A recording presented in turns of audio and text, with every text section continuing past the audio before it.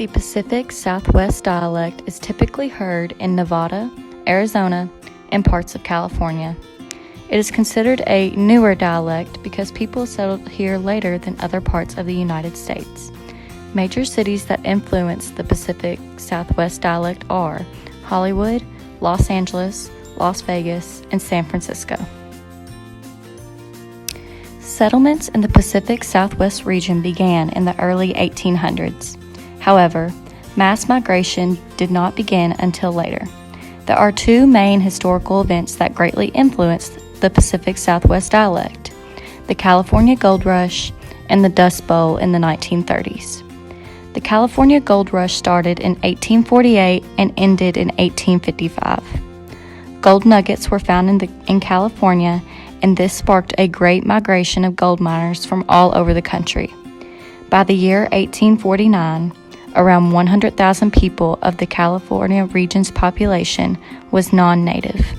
This heavily influenced the Pacific Southwest dialect.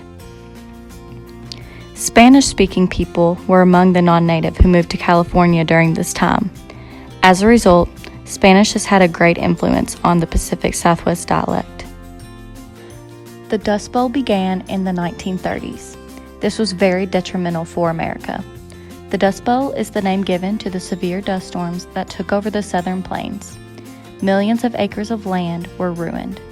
As a result, Americans in this region migrated to other parts of the country, including the Pacific Southwest region. The Dust Bowl is a major historical event that influenced this dialect. The Pacific Southwest dialect is oftentimes categorized into the Valley Girl or Valley Speak subdialect and the Surfer subdialect.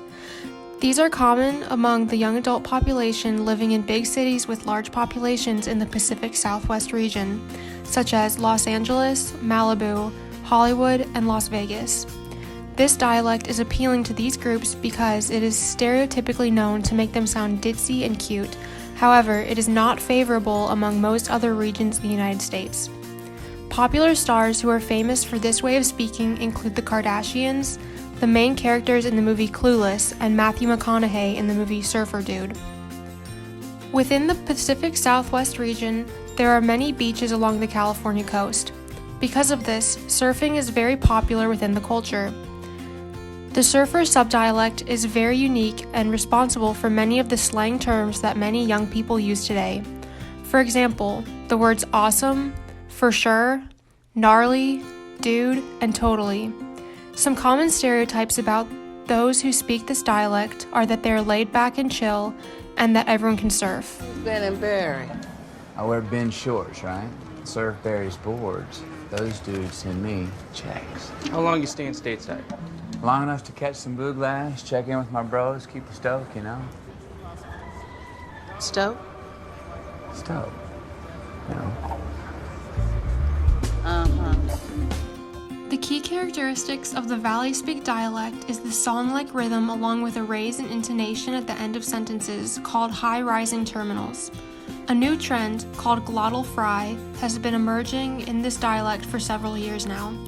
Glottal or vocal fry is the shortening of the vocal folds so that they close together and quickly open back up, allowing air to escape. This results in a raspy or creaky voice. Because of these morphological features, along with the hypernasality and drawn-out tones, this dialect is famous for making statements sound like questions. Kardashian, let's pull all of your Kardashian privileges. That you just Bitch. benefit off of. Totally. Like, thank God I could vent to you, like my sister, you get it. And at least we have each other, and it's like the holidays, and instead of like being like, oh, my sister's not talking to me, we're like, whatever. Yeah. The high-rising terminal phenomenon has been thought to have influences from the Spanish dialect spoken in northern Mexico, which tends to have question-like pitch raises at the end of statements as well. Features of northern Mexican Spanish include rhythmic speech and drawn-out syllables, just like that of the Pacific Southwest dialect. The Mexican Spanish dialect traveled to the Pacific Southwest region of the United States during the Gold Rush in 1848, and then again during the Dust Bowl in the 1930s, forcing the native Mexicans south into present-day Mexico. Phonological distinctions in this dialect are mostly heard in vowels.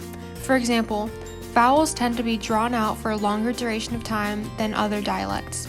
Additionally, there is typically little to no difference heard in the lowercase a phoneme and the open O phoneme. This causes words such as caught and caught to sound the same. Furthermore, rounded vowels tend to sound more fronted than they do in other regions. For example, the lowercase u phoneme is more fronted, which can be mimicked if you stick your tongue out and say the word cool. My little sister, I think she's like really cool, so. Focusing on syntax, there are not many aspects of this dialect that distinguishes it from others. However, people of the Pacific Southwest region have many unique slang terms and vocabulary words. Some are familiar to most, and some are not. They call this sandwich a sub, the crust part of a pizza the heel, this drink is a soda, this road is a freeway, and this bug is a firefly. The vocabulary of this dialect is similar to dialects across the country. Some other vocabulary terms that have become popular across the country include dank, bail, heavy, and putting someone on blast. Dank is another word for good or excellent. Bail is another word for leave. Heavy is another word for sad. And putting someone on blast means to make fun of them publicly. These terms are known across the country by teenagers and young adults. Because the Pacific Southwest region has such a large population of young people, especially in the bigger cities, many vocabulary words and slang terms are used on social media sites. And as a result, these words become popular nationally.